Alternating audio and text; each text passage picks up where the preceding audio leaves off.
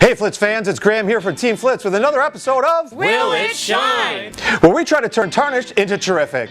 This time we got a William Bryan silver-plated saxophone from the 1920s. Will it shine? Let's give it a shot.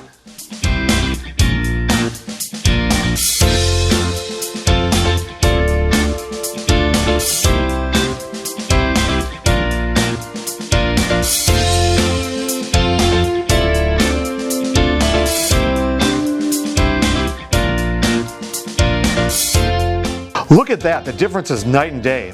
That's the power of Flitz polish. As you can see, there are very few tight areas that still need a little work. I'll get to those when I have a little bit more time.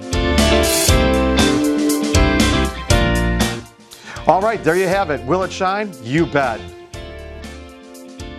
Don't forget to like, subscribe, and visit Flitz.com. Until then, thanks for watching another edition of Flitz Will It Shine?